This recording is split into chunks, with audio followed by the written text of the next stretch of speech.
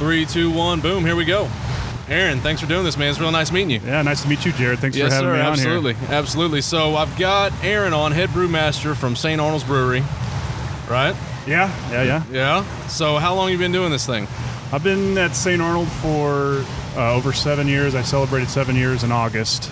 Really? And I was kind of how I got into brewing was work in college. I worked at a brew pub that served beers as a bartender, and just kind of hung around the brewer there. And there was a bar and restaurant up where I was going to school that had something similar to Flying Saucer here, where you drink 50 different beers, you get a T-shirt. So I was like, hey, there's a goal involved to get something where I drink all these unique offerings, and so that's kind of my first foray into craft beer, I guess. Yeah. My two older brother-in-laws and my father, they were home brewing when I was younger, around my early 20s. So that creation side was always around me. And before I got into be a professional brewer, I worked in the music industry for almost 10 years. And so a creative outlet has always been in my life. Yeah. And got into working at Saint Arnold first as a volunteer at our beer hall, just pouring beers, and started showing people around during the tours, and did that for about 2 years. And then there was a brewer's position that opened up, and got it, and started brewing, and then kind of just the rest stuck is around. history, huh? And yeah. So what were you doing in the music business? My background is in music theory, and I worked in recording studios as a recording engineer and music producer. So you know a little bit about these microphones and audio equipment and all that stuff. Yeah, we got a road right in front of me, so you got your preamp there. It's like I definitely see them everywhere, and I think it takes me back because that's cool. There's man. a lot of good times in the recording studios, Yeah. So what was Dad and your brother-in-laws? What were they cooking up back in the day? What was going on in the garages? When my brother-in-law, he's 11 years older than me. When he first went to college at A&M, he was making he made some beers, and he made his own labels. And when I was probably 14 or 15 years old, and one label that stuck out to me was Bitchin' Black. I was like, oh, that's pretty cool. Yeah. Like being a young teenager, and my brother-in-law was making beer. I was like, that's a pretty cool thing. Maybe I'm going to do that. And then he also made a cherry red ale, and so he was kind of experimental. Mm-hmm. This is back in 1998. Wow. Yeah. So but yeah, he was doing some cool stuff back then. Yeah, that's cool, man. And then my homebrewing equipment is his, so he just kind of passed it down, and we still use it. What does he think now that you're in, St. Arnold's, one of the major? Well, he's a society membership of here and an investor at St. Arnold's, so he loves it. Yeah, well, awesome. Yeah. So that's are my cool. parents, so they're all in as well. Awesome, man. That's awesome. So tell me a little bit about St. Arnold's. I kind of went up and met with Priscilla upstairs and seen. Was this always a brewery? Was it designed for that, or was it something else before? Well, our original location was located on the Upper West Side off of 290, and it was an industrial warehouse complex, just like what most breweries are around the country. We were in that location for, it was 15 years. I want to say 15 years, 14, 15 years. And my first experience of St. Arnold was going to that warehouse off of 290, and no air conditioning, no anything like that. We officially started in 1994. Our owner, Brock Wagner, went to school at Rice, and that's kind of how he got into home brewing, was his RA. Conveniently, his RA was a person by the name of George Fix. He's regarded as one of the historic brewing chemists. Okay. He's written several books on the chemistry of brewing. So Brock was his RA. Brock had a good mentor when it came to home brewing. Brock went into the financial field for about 7 years, I believe, and decided that I don't want to do this anymore. And Houston was the largest city in the country that didn't have a microbrewery. Yeah. And he felt that it could fill the void, and it clearly has. Yeah, absolutely, man. Absolutely. What a great time to rock and roll with that, man. So we moved into this location about 10 years ago, and it was formerly the Houston HISD school district warehouse for food. Okay. So it was basically a giant refrigerator. Wow. The ammonia compressor that's just right off that big red tank over there. Yep. That was used to cool down the entire facility, all the HVAC units. Wow. So we utilize that actually to cool our glycol, which therefore cools our fermenters. And so we thought it was a great location because it's downtown Houston, great view of downtown, and it's worked out. You hit it out of the park, my friend.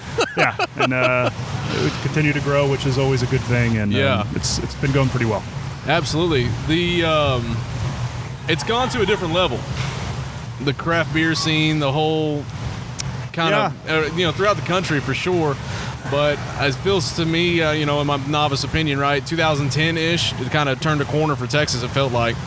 Yeah, so 2010, I'm trying to think of how many breweries were back then. So I started in 2011, and the breweries that were in Houston, I think there were about 5 or 6 breweries in Houston at that time.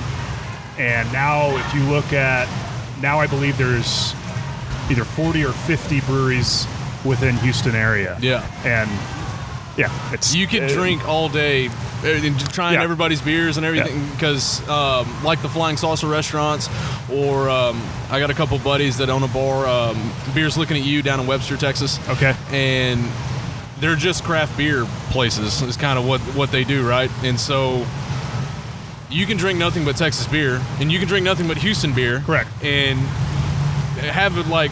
the quality is good too. Correct. So Correct.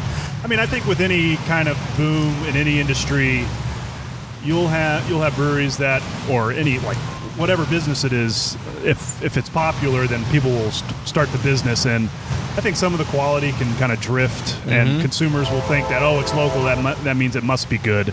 But I think it's important to understand that not all of them are always going to be great, or the quality will always be great, but it's important to develop a palate and understand, like, no, these guys are making some excellent beer, and support those. And freshness is a key with beer. So we label every bottle and can with when it was packaged, so that you can make sure you're enjoying the freshest beer as possible. Awesome, man. As far as y'all's beers go, when you started, how many beers were y'all making at that time? We launched with Amber Ale. Okay. And I think nowadays breweries have to launch with a whole slew of different beers to kind of flood the market a little bit. Yeah, flood the market. But back in '94, we launched with a single beer, Amber Ale, which we still make. It was, that beer, in my opinion, is the definition of what balance is. There's great malt character, but there's also really good hop character, and they all blend very well together.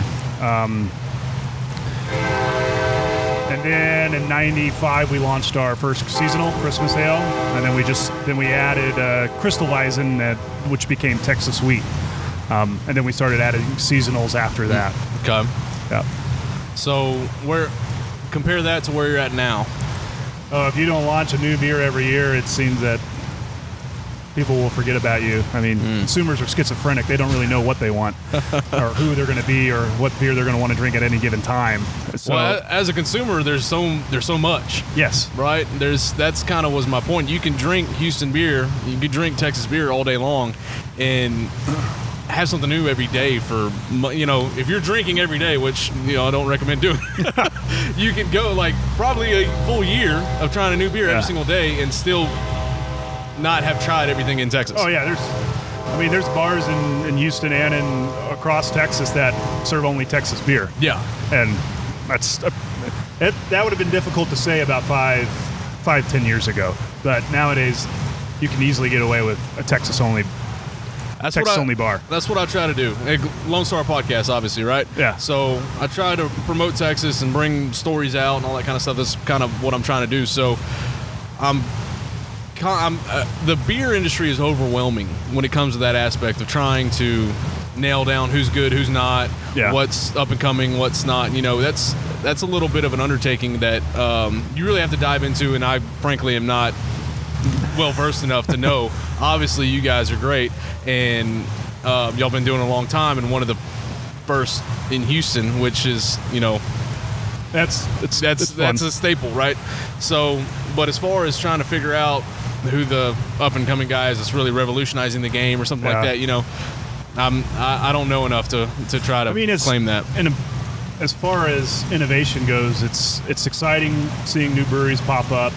And with our industry, we always kind of say it's this camaraderie that we have, and that's definitely true. But it's a competitive camaraderie, and we want to. It's great to have an industry where we can learn from each other to basically progress the quality of beer itself. And with all the breweries that are opening up, we need to be a little bit more aggressive with R&D, and we have the abilities to put in place for individuals to kind of progress our R&D, and it's great. It's good to have these breweries around, in my opinion. So. Oh, absolutely. And this beer garden is a great investment. Yeah, this is many years in the works. This used to be a tow lot, and then we bought the tow lot, and then had to do a lot of underground utilities, and then once the framework started going, it went pretty quickly. Yeah. But yeah, it's beautiful, gorgeous view of downtown. It's an amazing setting, man. It really is. I'm taking pictures of, before you got here, I'm taking pictures of my microphone with the Houston in the background. Yeah. It's not as beautiful it's going to be in middle of November when it's, 72 and the sun's out right now with all this rain we got. But, I've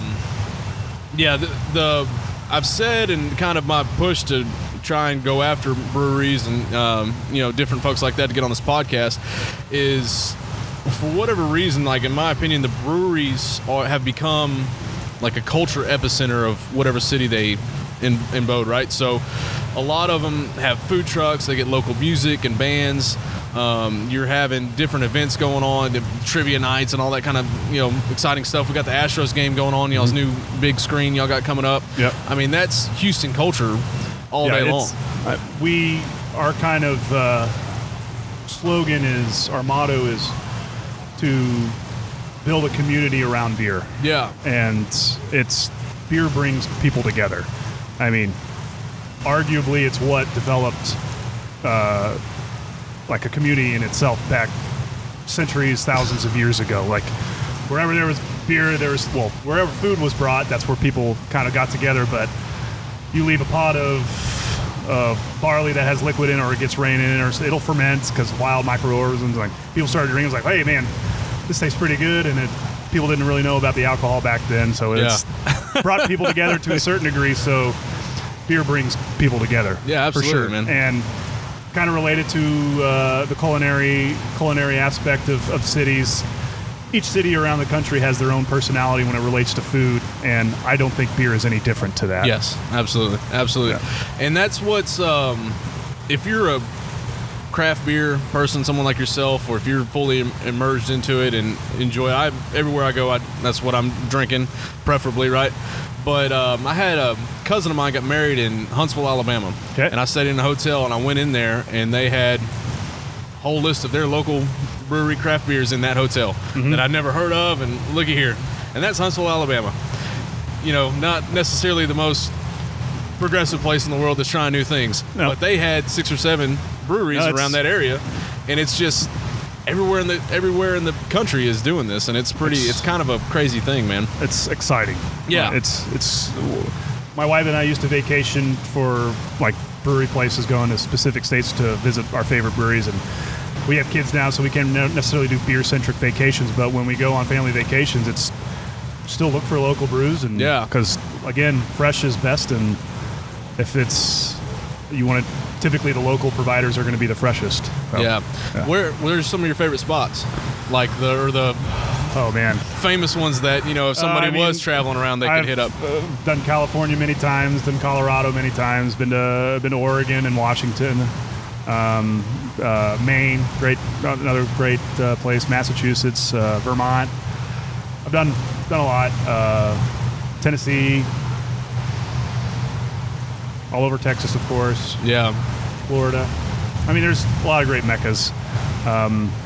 Was able to pay homage to Sierra Nevada several years ago. Went up to Chico, which takes a long time to get there, but it's a remarkable place. Been fortunate to go overseas to check out some breweries and historical beer cultures over there. I mean, when you walk around Belgium and Germany around lunchtime, you don't see wine glasses, you see beer mugs. You see beer mugs, and people are having it with lunch, and it's just ingrained in their culture for centuries, and it's just life for them. And it's for us, it's kind of get our notes and take our notes or something like that. For them, it's just it's like walking or breathing. Yeah, and it's just what we do. It's pretty cool. Yeah, that's awesome, man.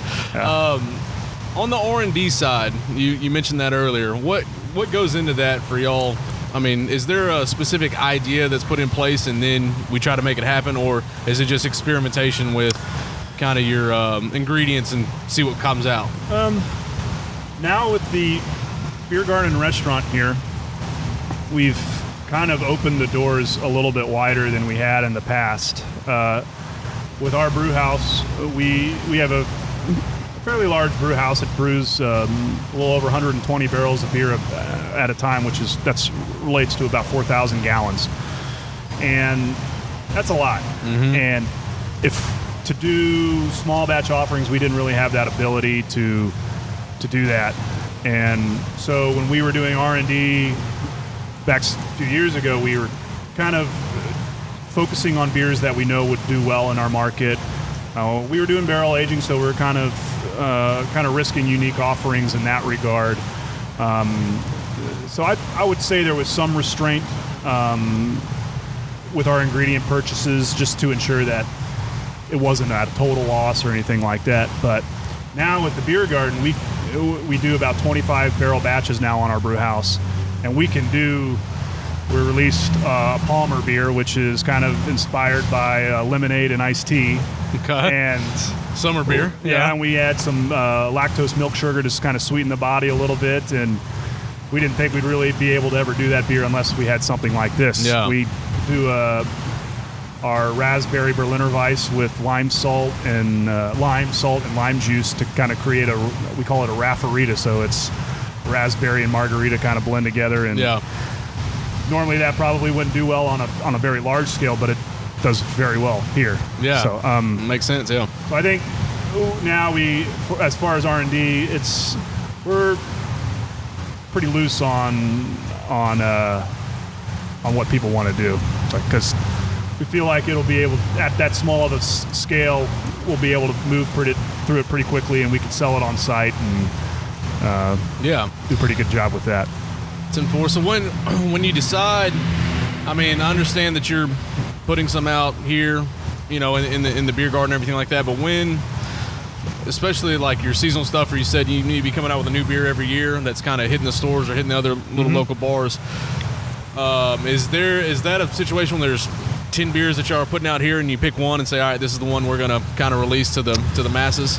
So the beer we just released with last week, Daydream, it's an American Saison. We had been working on the recipe for a while, and we decided to do a 25 barrel batch of it before we did a full scale, just to see how the scale up would go from our small system.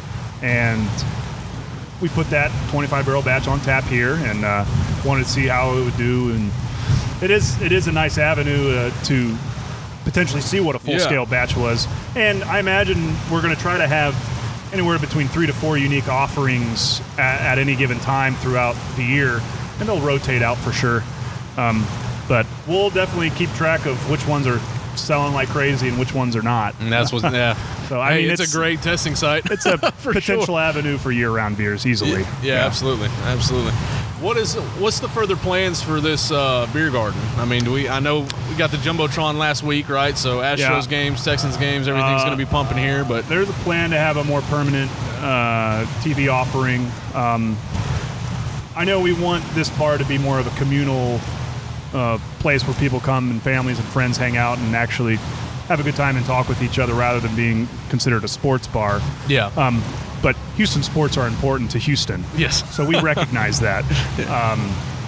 So we'll definitely show our home teams and everything like that. But we have these benches like this so that you can hang out and talk, have conversations like this, like you and I are having. Absolutely, man. I know that it's, at least for friends of mine, it's become a staple to hit up here, hit up Eighth Wonder, hit up a couple other spots before you go to an Astros game or before you go to a Rockets game. Yeah. For example, my wife and I are going to the Astros game tonight at 7 o'clock. Great. She's going to come meet me up here. whenever we get done with this thing, we're going to have lunch and we're going to hang out and we're just going to mully around downtown for the rest of the day until 7 o'clock and go to the Astros game. So that community you're talking about, I mean, it's there. This is part of, when I think of Houston baseball experience, Astros experience, winning the World Series and everything last year, I think of you guys, I think of Eighth Wonder, I think of these other places around there that are part of the experience of going to an Astros game. It helps having a nice bar at Minute Maid Park too. Have you been to the St. Arnold bar at Minute Maid? I have. Okay. Yes, I have. It definitely helps having that there too. I've definitely I probably spent more time at our bar than our actual seats sometimes. And that's right by the Crawford boxes, so it's a good place for home runs and. That's where we're sitting at tonight. Oh, there you go. Yeah. I picked my seats wisely, sir. You can get cheap standing room only tickets, and you can stand right by the bar. No, it's a great spot, man. It's a great spot. So I know I like to attribute the process of beer. I work in the oil fields down in Texas City. Okay. Or work in the refineries, I should say, not in the fields, but. It's always a stark comparison every time I go into a brewery and I look around and I see the fermentation, the piping, the operations room, right? Where they have your plant. screens. It's such a stark similarity to absolutely. processing oil. It's just a different product in the pipes, right? It's consumable. Well, consumable by humans at least. There you go. There you go. But it's always fun to see. It's a giant chemistry set. Yeah. Yes, it's. Beer's fun to make. You get to be able to consume it, and I think it's also it's important to recognize and respect what you're working around, because it can be a hazardous. Well, I mean, it is a hazardous. Yes, it is a hazardous place. Yes. There's pressure. There's heat. There's chemicals. Yeah. So it's important to, like, what I tell all the new brewers that start here. I look at them and it's like, this place is out to kill you. There's heat, there's pressure, there's chemicals. You got to respect them. Don't be afraid of them. Respect them. Know what's going on. And I think what we definitely don't want, we work with a PLC to kind of run our brew house and operations and things like that, but it's important to understand what you're actually touching on that screen. Correct. And because it is a plant. And we just make beer out of it. Yeah. If you don't mind me asking, what did you go to college for? My background's in music theory. There you go. Okay. So I use the analogy or not analogy, but beer itself is 50% creative and 50% science. Yeah. Or artistic and science. And we have a slew of brewers that are either mechanical engineers, computer scientists, electrical engineers, biochemists. It's a very, it's a very tech, or not I don't want to say tech, but it's very, especially mechanically inclined, but engineer driven. Yes, correct. Yeah. That's the word I'm looking at. It's very engineer driven, correct. And with a lot of chemistry and biology too. So it's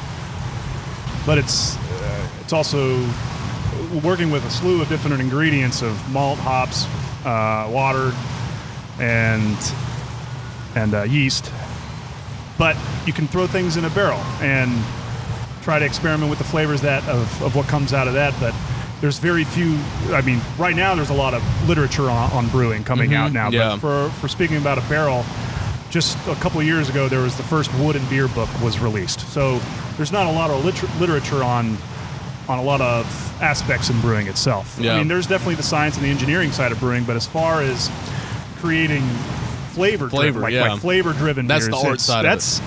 That's kind of where it's an untapped literature side. And it's all through experimentation of ingredients to kind of try to find what the brewer is looking for. Yeah. And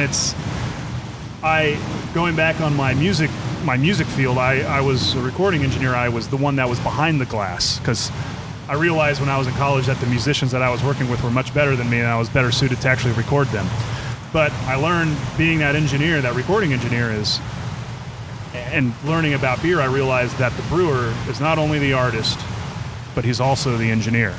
So that perfect marriage that's what really attracted me to brewing, because I could be the artist and I could be the engineer. Very well put, man. Yeah. Very well put. You actually just made me lose my train of thought with that. That's very good. Y'all's ingredients, y'all use? Like the hops and the malt and all that. Is that coming from Texas or is that coming somewhere else? No. A majority of all of our malt comes from Canada and Minnesota. Some of it comes also from Germany, England as well. So those are, as far as agricultural, I mean, beer is an agricultural product, and the ingredients used in them have specific regions throughout the world that are most popular for creating quality ingredients. Not to say that Texas doesn't. I mean, there's some malt growers in Texas that are putting out some fine products. Texas isn't really, when it comes to hop growing, it's not the best hop growing region. So most of our hops come from the Northwest or Czech Republic and Germany as well. Okay. We also buy some from Australia. Yeah. The only reason I ask is I saw a picture or video or something a little while back of somewhere around Austin, them growing hops. Yeah. And I was thinking, I'm like, I wonder if anybody's actually or utilizing that on a large scale as y'all are. Not far from Lufkin, there was a small farmer doing some Texas hops, and we did a small 5-barrel batch with him. He can't grow them in bulk. Yeah. Nor does he have the ability to process them. But as far as a commercial scale brewery using like Texas hops or Texas malt, there's not really a provider big enough right now to do that. That's what I imagined, but I was just curious, right? Did you grow up in Houston? No, I originally grew up in Oklahoma. In Oklahoma? And then went to school in Northeast and then found my way to Houston. What brought you down here? Was it the music? Music. Why didn't you end up in Austin? Oh, I did some work in Austin. Yeah, so I did work in Austin and in Houston. Okay. So you think music in Texas? You think Austin, right? Of course you do. Yeah. That's another thing. As far as the podcast, trying to get into. I've had a couple musicians on, but I'm trying to break that ground and kind of become brewers are artists too, man. Yeah, absolutely. I don't disagree at all, Just man. A different medium. Exactly. Same culinary. Barbecue around this world or around the state that's a whole other podcast. Getting out of control, man. Getting out of control. It's awesome, but hard folks to crack. That's another one hard to crack. I can't get anybody to come on and talk barbecue with me. Oh, really? I've tried, man. That's a rough cookie or egg to crack there, but we'll get going. It's like I said, it's a lot happening in the barbecue world. What's your favorite spots to hit around the city? If you're gonna, goodness. So when I first moved to Houston, as far as beer bars, there weren't very many around. I moved here 12, 13 years ago, and Flying Saucer was one of the few spots. The Ginger Man in Rice Village, I frequented a lot. Petrol Station opened up, 10 some odd years ago, maybe. I don't know if they're that old, but those three pop out to me right away. Yeah. As far as my introduction into Houston craft beer. Now I still hit those three spots, but it's grown just as the breweries have grown. I mean, if you've got 50 some odd breweries in Houston, then you can grow with bars and restaurants that kind of cater to craft beer too. Yeah. As far as my palate for going out or bars and to hit up, it's kind of evolved into, I get inspiration for making beer through not just other beers that I drink, but through food that I eat, through wine and cocktails that I drink as well. Yeah. So I find myself at bars like Better Luck Tomorrow and Anvil and other restaurants like, I don't know, LaGrange, Cottonwood.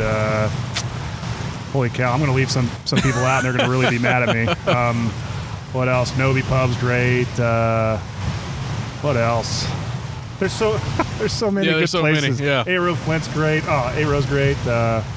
There's that's a whole other podcast. Restaurants and bars of Houston. Yeah. What do you think about the idea of pairing food to beer? Like, so I had a chef friend of mine who is trying to plow the way onto becoming like there's folks out there that pair wine to food and doing the same thing with beer, trying to create dishes that specifically pair to certain beers. as my role here, I've done several beer dinners.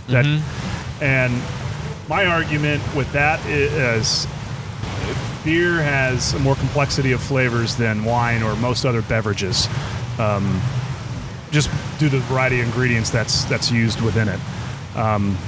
You can have beers that are very hop forward, hop not just meaning bitter, but floral, tropical fruit, citrus fruit, grassy. Then you can have a yeast-driven beer with esters, phenolics. You can have a malt-driven beer with chocolate, brown malt, caramel. Or you can just have a kind of clean, soft, balanced beer that kind of merges all of those characters together. I think wine has always historically been the beverage to pair with food, but beer has just as fair as argument, if not bigger argument, that it pairs better. Yeah, I don't disagree with that.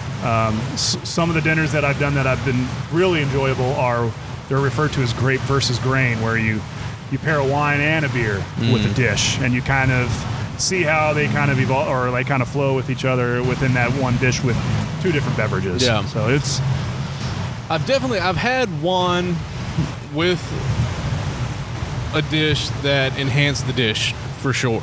Like that's the whole. I'm not a big wine drinker or anything like that, but I have a friend, a couple friend of ours that we call quote our fancy dinner friends, right? Yeah. So we'll go somewhere, real nice, upscale, and he and her are both like wine connoisseurs, right? So I'll have him pick a bottle.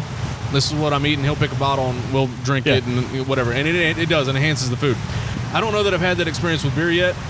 But most of the time I'm drinking beer, it's bar food and.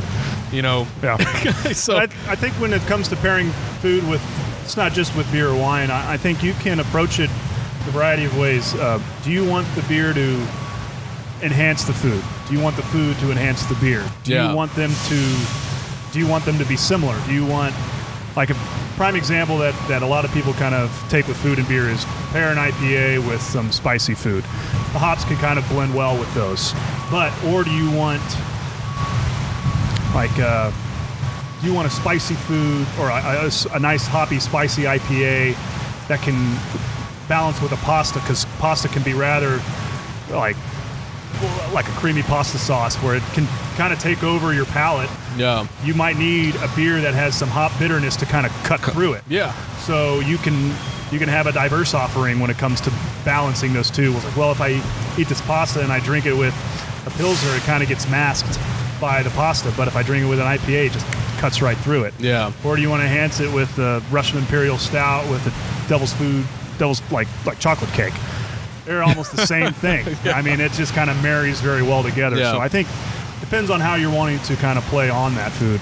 When it comes like a steak, like a big robust steak, one of my favorite things to drink when I'm making a ribeye at home is I'm a big fan of funky sour beers. I think a great Flanders Red will pair incredibly well with a ribeye. You get this hearty, juicy steak, or you think it would require some Cabernet or big red wine to kind of enhance the flavor. No, the acidity and fruit character of that Flanders Red, it balances incredibly well with it. It's just a lot of it depends on experimentation or introduction to trying it. So I'm rooting for him. I told him, I said, I don't know about this idea. This was 2-3 years ago. He was telling me about it. So I'm not so sure about this idea, or you'd have to kind of introduce me some dishes, what you're talking about. But there's books on it. There's a great one by Randy Moser called Tasting Beer. Yeah. And it includes food. I'll check it out. It's a great avenue for it. Yeah. Absolutely. I know there's only certain beers I like to eat with crawfish, or like to drink with crawfish, because crawfish is such a powerful flavor in itself. You got a little bitty chunk of meat that you're trying to pack all this flavor into, right? So, but I also like to drink real heavy beers with crawfish because you don't get so as full. You're sitting there picking and eating for an hour, right? Yeah. So a heavy beer goes good. I like it anyhow. But IPAs go really well with crawfish. That's what I've been told. And I haven't tried that yet because, of course, you get crawfish for about 5 months out of the year. That's true. So, since we're waiting on the next season, we'll be... Yeah, we definitely dive in pretty hard when it's crawfish season. Yeah? I love it. Oh, yeah. I'm going to have to come check it out. We do... I mean, there's a whole slew. I mean, we have the traditional New Orleans style here, but we also got the Vietnamese style crawfish, which is the Vietnamese style crawfish in Houston is such a big. It's a cult. Yeah, it's such a big deal, man. It's crazy. Yeah. But no, down in Lamarck, Texas, they have the big ass crawfish bash.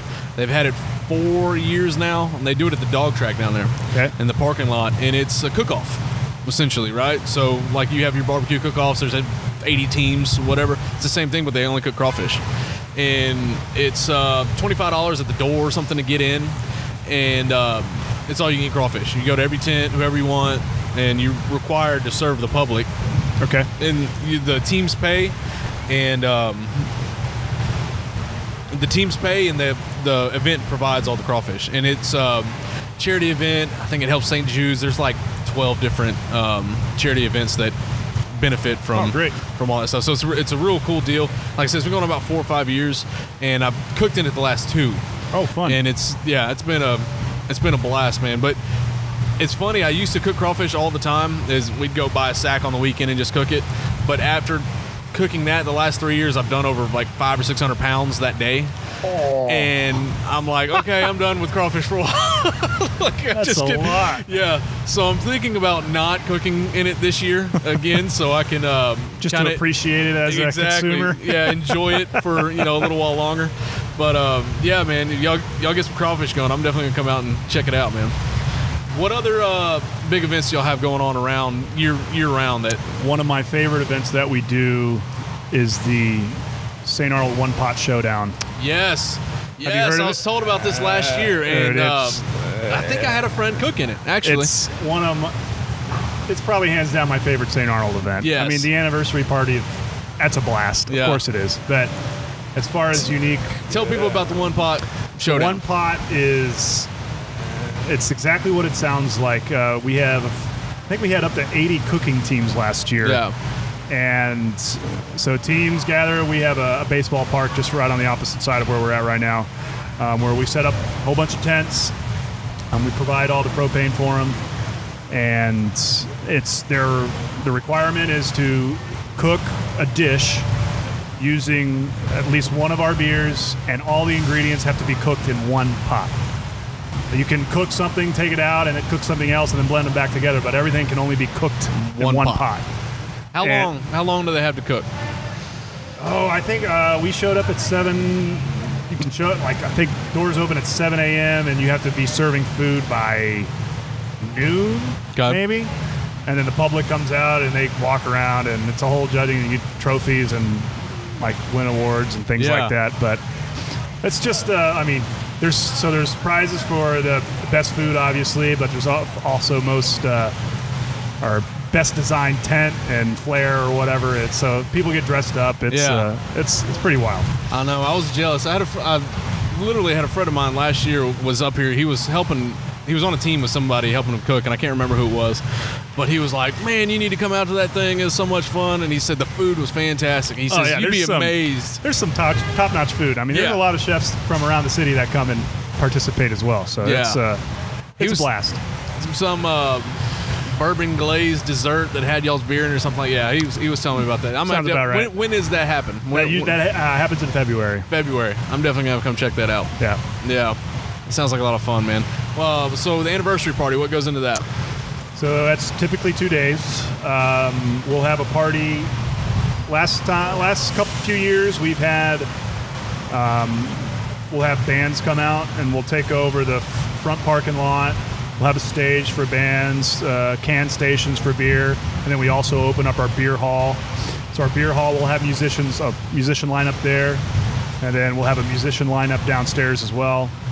And it's just kind of a appreciation for all of our consumers and fans that come out and drink beer. We'll have food trucks here as well. Yeah. That happens on the Saturday, and then Sunday we do, for the last 5-6 years, we've done our reserve, our cellar tasting, where we take some of our rarest beers that we've made over the years, and we'll have them available on Sunday. And they're barrel-aged beers or some type of adjunct that's made in a very small quantity to share on that Sunday. Mm-hmm. And for that cellar event, we start making those beers years in advance, just specifically for that event. Yeah. And it's fun to come out for that Sunday event and see all the beer nerds come out and come. It's fun. When the barrel age, is that wine or bourbon barrels? Oh, we've aged in bourbon, red and white wine, fortified wine like port, Madeira, Sauterne, cognac, tequila, gin. Tequila. Yeah. What does that come out like? We did our Christmas ale in tequila barrels, and it gave it this really cool agave spice character and our Christmas ale is a pretty hearty red ale. It just married pretty well with it, and it was a virgin oak tequila barrel. What that means, it was formerly a wine barrel. Typically, tequila barrels are used bourbon barrels, so they're charred American oak. But this was very neutral wood character, so it had more of the tequila spirit character than that aggressive char. What else stuff we played? We played with maple syrup barrels. We did a honey barrel once. The honey barrel we made ourselves. We took a bourbon barrel, we put 10 gallons of honey in it, and then we just rolled it continuously for like 3 months. And then we took the honey out, and we had this beautiful barrel-aged honey that was freaking delicious. And then we put beer in it. Yeah. And we put a beer that was a barley wine with a bunch of oats, so we called it an oat barley wine. Did y'all consume the honey? Oh, hell yeah, we consumed it. What in the world is that like? Oh, I like to tell you is take a shot of whiskey and blend it with some honey and try it out. Well, that's Grandpa's old cough medicine right there, Jack. It's I mean, in Vermont, it's popular to age maple syrup in bourbon barrels. Really? And knowing this, I was like, hell, we can get honey here in Texas. Let's get some frickin' honey and put it in a barrel. Dude, you could bottle that and sell it just about as fast as you can do them beers, man. Yeah. That sounds amazing. Yeah, goes really well on waffles. Yeah.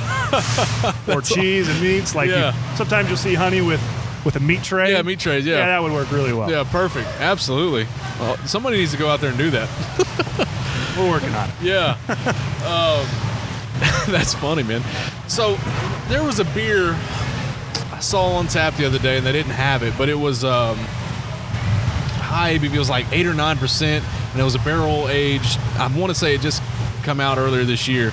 And it was at Growler USA. Is there like an 1836 or something? Or not 1836, but 1800 something beer y'all have? I'm drawing a blank on what it was. No, 1836 is from Buffalo Bayou. Yeah, that's Buffalo Bayou. It wasn't. It was a barrel aged. I want to say it was a porter. No, we did do a Baltic porter aged in some barrels. We did our Divine Reserve 17.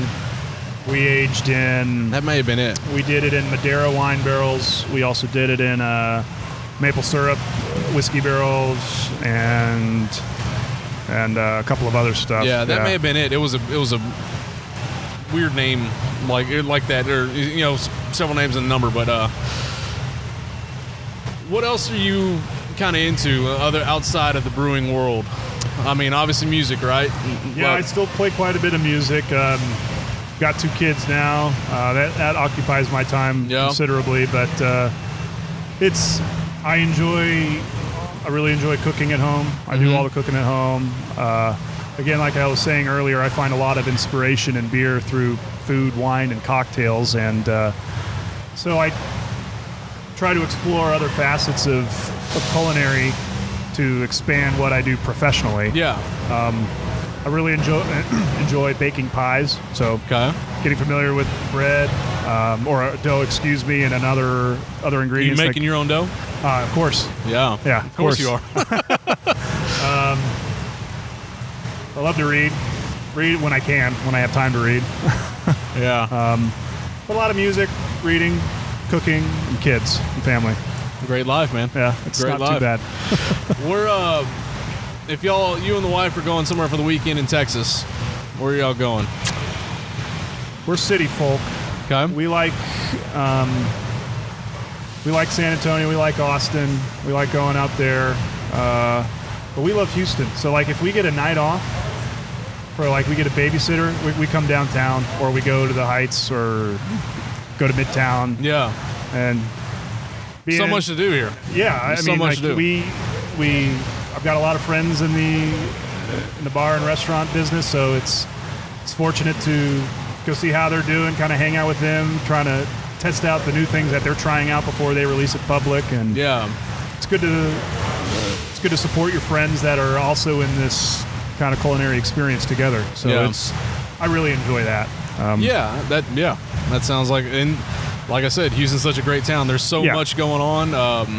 That avenue right there that you're talking about, going and making friends with bars and restaurants around, you could keep yourself busy forever doing that, man. It's a blast. It doesn't get old. Is there any friendly rivalries around the town that you kind of always? Oh, it's beer industry is, like I said earlier, it's a competitive camaraderie. Yeah.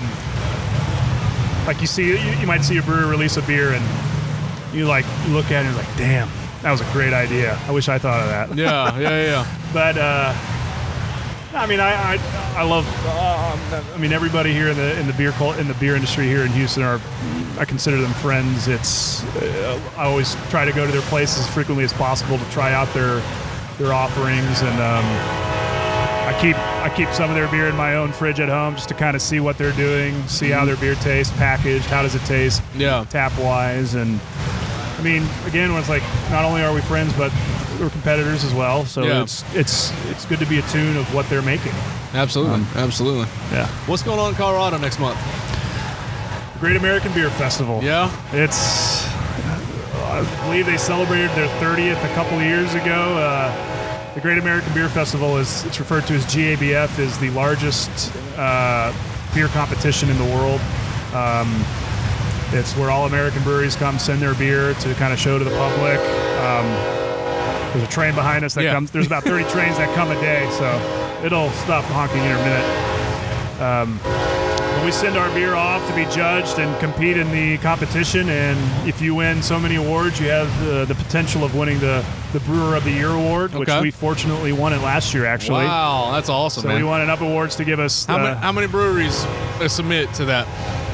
Well, there's 6,600 breweries in the United States now. I believe there was about 4,000 that entered last year. Wow. No, and y'all won. Hear that, folks? Hear that, folks? Come on down to Saint Arnold's. Come get your award-winning beer. Come on. Yeah, it's... I still have goosebumps thinking about going on stage to get that. That's amazing. It was mind-blowing. Yeah. But it's a great time. I had the fortunate experience to get to judge at GABF, so there's about 300 people that judge the beer. It takes 3 days of judging and about 8 hours each day to kind of get through all the different beers. And now, are you drinking every beer submission, or you don't? No. Each judge does 30 or 40 or something.